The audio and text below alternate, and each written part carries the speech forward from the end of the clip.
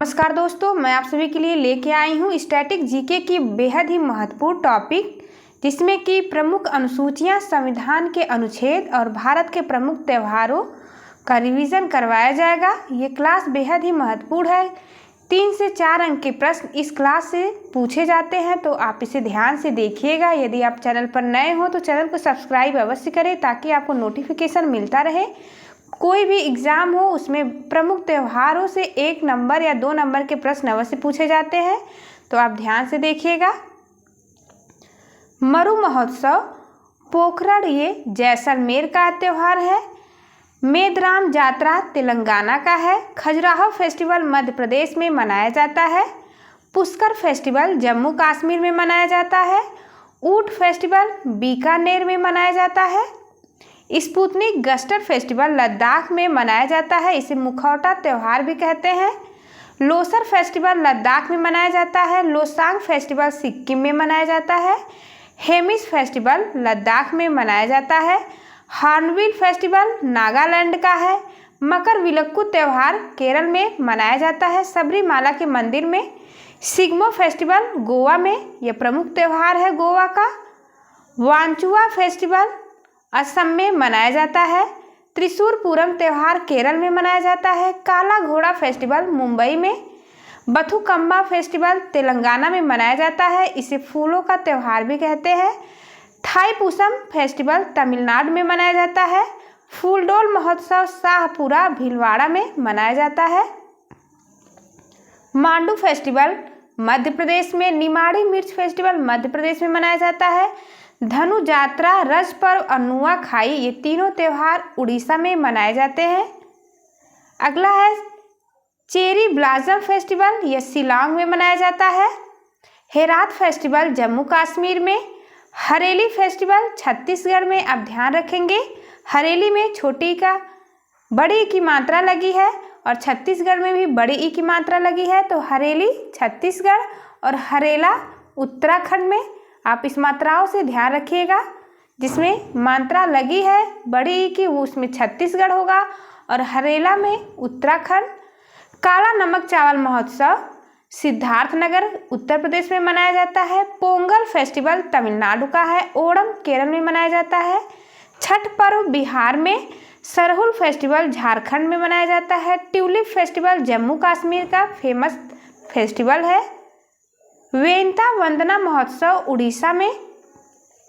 कलपथी रथ महोत्सव केरल में मनाया जाता है। बोनालू त्यौहार तेलंगाना का है। राष्ट्रीय युवा महोत्सव 2022 ये पुदुचेरी में मनाया गया। थेयम उत्सव केरल का है। अटुकल पोंगल केरल में मनाया जाता है। एप्पल फेस्टिवल जम्मू कश्मीर में मनाया जाता है।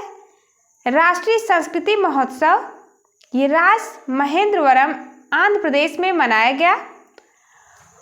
अहरबल महोत्सव जम्मू कश्मीर में मनाया गया है। नवरोज ये पारसी धर्म का प्रमुख त्यौहार है। नवरेह जम्मू कश्मीर में मनाया जाता है। चलिए आगे देखते हैं प्रमुख अनुसूचियों के बारे में, जिससे कि एग्जाम में प्रश्न अवश्य पूछे जाते हैं। पहली अनुसूची में राज्यों का उल्लेख किया गया है, जिसमें 28 राज्य और 8 यूटी हैं वर्तमान में। दूसरी अनुसूची में वेतन भत्ते और पेंशन का उल्लेख किया गया है। तीसरी अनुसूची में शपथ संबंधित उल्लेख है। चौथी अनुसूची में राज्यसभा की सीटों का उल्लेख किया गया है। 5वीं अनुसूची में अनुसूचित जाति जनजाति क्षेत्रों के प्रशासन का उल्लेख है। 6ठी अनुसूची में असम, त्रिपुरा, मेघालय, मिजोरम का जनजाति प्रशासन का उल्लेख है। 7वीं अनुसूची में केंद्र और राज्यों के बीच शक्ति का बंटवारा किया गया है। 8वीं अनुसूची में भाषाओं का उल्लेख है। वर्तमान में संविधान में कुल 22 भाषा है। मूल संविधान में 14 भाषा थी। 9वीं अनुसूची में भूमि सुधार संबंधित प्रावधान किए गए हैं। 10वीं अनुसूची में दल बदल संबंधित कानून बनाए गए हैं। 11वीं अनुसूची में पंचायतों का प्रावधान है और 12वीं अनुसूची में नगर निकायों का प्रावधान किया गया है। मोस्ट इम्पॉर्टेंट है, आप इसे अवश्य ध्यान रखिएगा। चलिए देखते हैं महत्वपूर्ण अनुच्छेद को, जिससे कि एग्जाम में प्रश्न अवश्य पूछा जाता है। जो इम्पॉर्टेंट है उसका रिवीजन हम एक साथ करेंगे।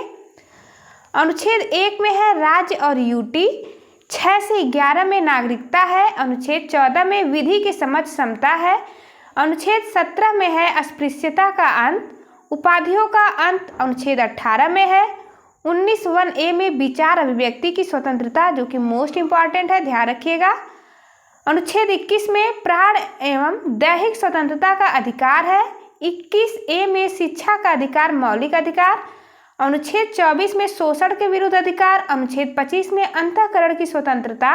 अनुच्छेद 32 में संवैधानिक उपचारों का अधिकार है। अनुच्छेद 37 में डीपीएसपी है, जो कि अपरिवर्तनीय है। डीपीएसपी मीन्स राज्य के नीति निर्देशक तत्व।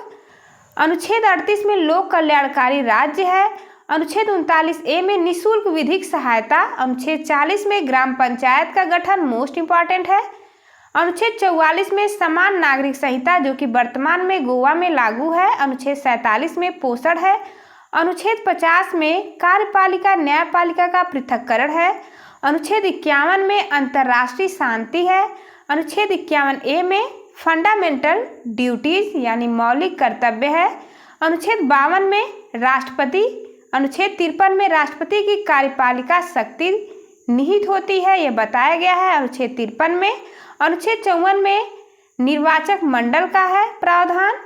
अनुच्छेद 55 में राष्ट्रपति के निर्वाचन विधि का उल्लेख है। अनुच्छेद 56 में राष्ट्रपति का कार्यकाल, जो कि 5 वर्ष का होता है।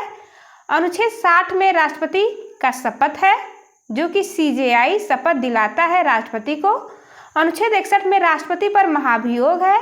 अनुच्छेद 63 में उपराष्ट्रपति के पद का प्रावधान किया गया है। अनुच्छेद 71 में प्रेसिडेंट चुनाव विवाद सुप्रीम कोर्ट सुलझाएगा, यह प्रावधान किया गया है अनुच्छेद 71 में। अनुच्छेद 72 में है राष्ट्रपति के क्षमादान की शक्ति।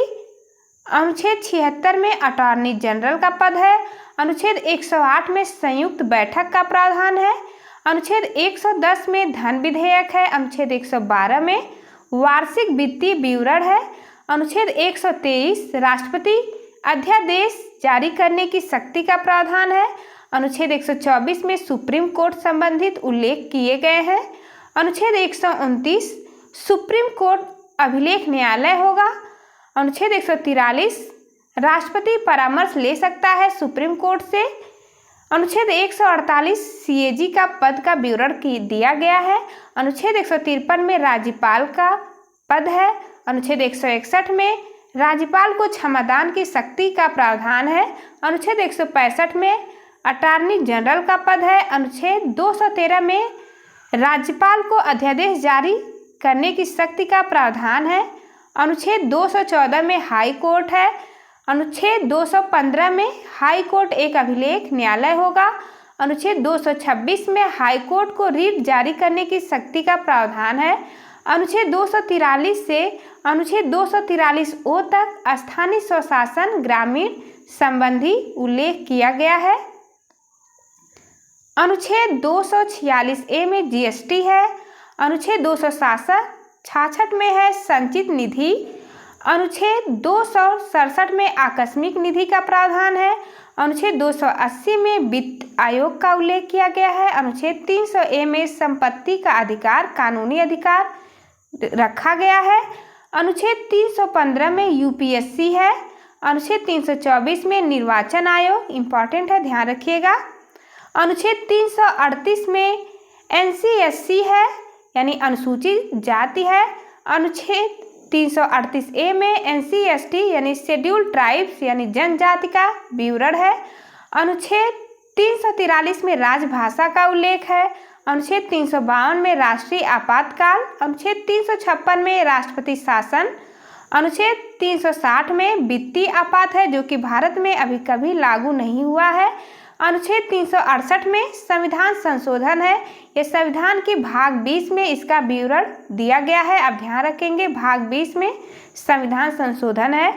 अनुच्छेद 370 में जम्मू कश्मीर संबंधी प्रावधान किए गए हैं। Thank you for watching. चलिए मिलते हैं आपसे अगली वीडियो में, तब तक के लिए नमस्कार।